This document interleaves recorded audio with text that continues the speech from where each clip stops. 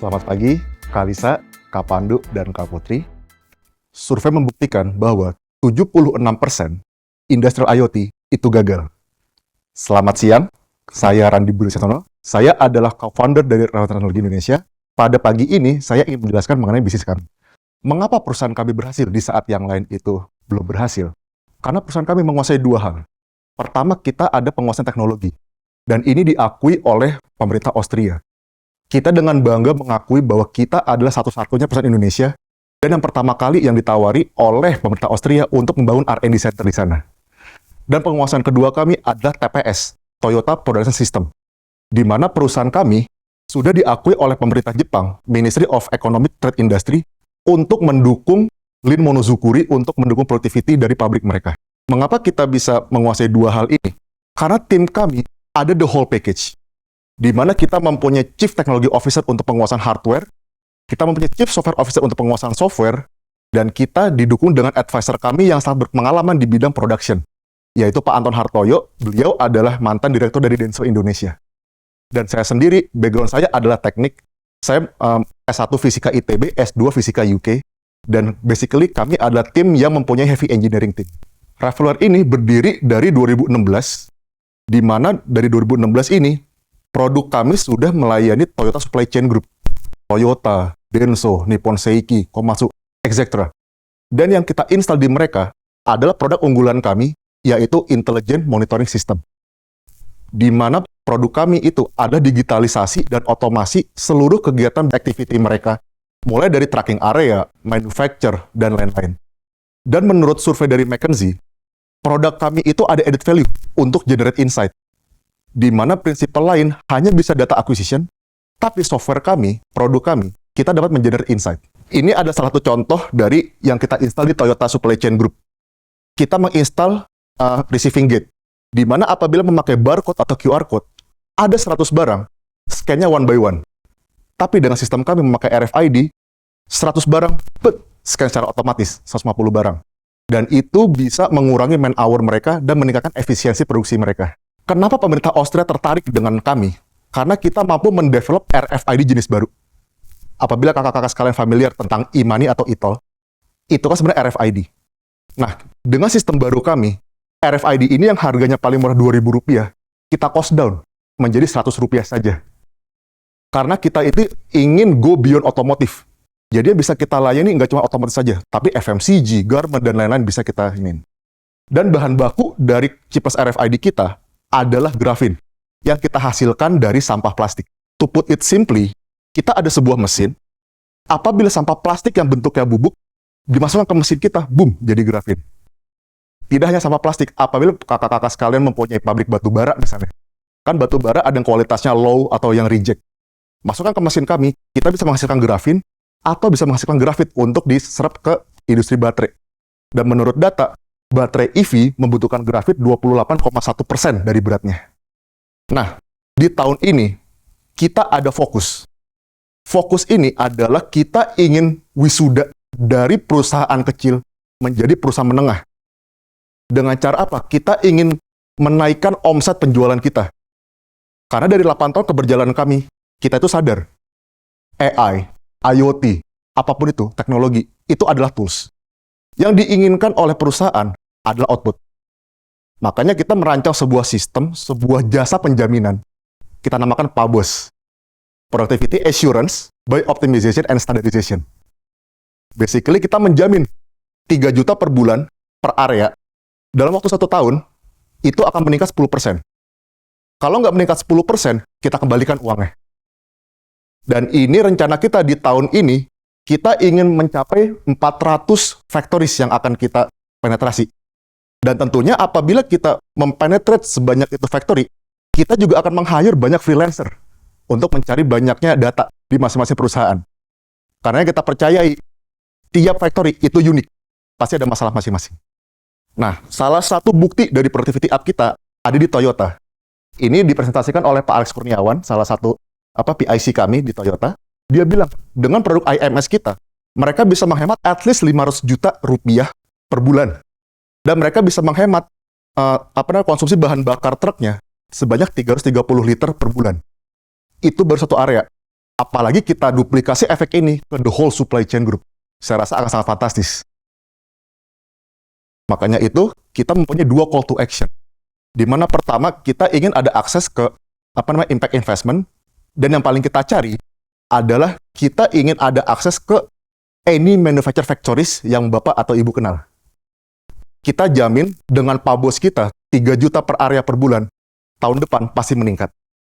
Karena menurut data McKinsey, even sekelas Toyota, digital talent mereka itu masih butuh didukung.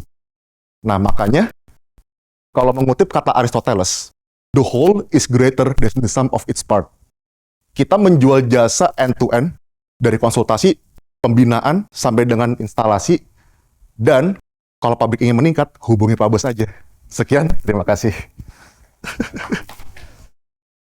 Jadi bisnis kamu apa? Bisnis kita tadinya IoT, Pak. Tapi kita ingin simplifikasi, menjadi bisnis jaminan productivity up. IoT itu nantinya hanya sebuah tools saja. IoT, software, AI itu hanya tools. Karena masing-masing area mempunyai kebutuhan yang unik, Pak. Tadinya Jadi fokus kamu adalah pembuatan QR code itu ya? fokus kita adalah pembuatan sistem produksi, Pak. Tadi RFID kan satu solusinya kamu kan? Betul.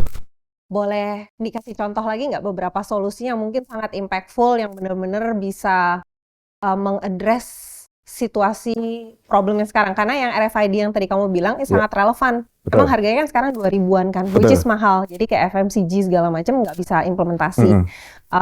Tapi dengan kamu bilang tadi harganya cuma 100, langsung sangat menarik gitu kan ya. Nah, boleh ada contoh lain nggak selain RFID? Baik, di sini bisa dilihat bahwa IMS kita itu dapat diaplikasikan ke berbagai macam area. Yang tadi untuk RFID bisa digunakan di receiving area. Tapi apabila kita menginstal RFID kita di manufacturer lainnya, kita bisa mendeteksi secara otomatis productivity dari masing-masing pos produksinya. Jadi kamu installnya masih RFID lagi ya, RFID konsep dasarnya ya? Betul, konsep RFID. Jadi kayak misalnya transfer antar warehouse atau transfer antar dari warehouse ke toko. Jadi kamu install. Tapi kan itu RFID-nya ya, harganya 100. Tapi kalau mesin untuk bacanya itu berapa harganya ya? Nah, tadinya itu kita jual per proyek, Bu. Mungkin per satu area 300 juta rupiah, 400 juta rupiah.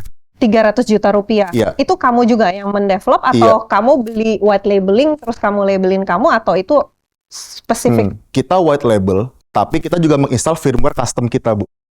Karena biasanya RFID yang ada di pasaran hanya fungsi basic saja. Oke. Jadi dalam satu project nih misalnya contoh, dia mesti beli RFID-nya yang merintil 100 rupiah, dia mesti beli mesin pembaca RFID-nya, dia mesti beli software-nya juga. Betul. Rata-rata berapa besar ya biayanya untuk dalam satu project yang perusahaan harus invest? Rata-rata 300 juta sampai 600 juta. 300 sampai 600 juta. Tapi improvement-nya bisa berapa ya kalau let's say kasusnya Toyota gitu? Toyota improvement itu 20%, Bu. 20% dari, jadi kalau total dibandingin antara investment dengan saving yang company bisa dapetin tuh boleh ada visibility-nya nggak? Oke. Karena kan sebenarnya kenapa saya nanya gini nih Randy?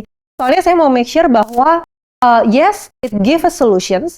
Tapi kalau perusahaan kan akan melihat lebih ke reliability sama konsistensinya. Jangan sampai yes bekerja dalam waktu sebulan 2 bulan, tapi over times degrading, softwarenya nggak ada yang support sistemnya, kemudian tiba-tiba gate-nya nggak bisa berfungsi. Karena itu then the whole entire supply chain will stop, literally stop gitu.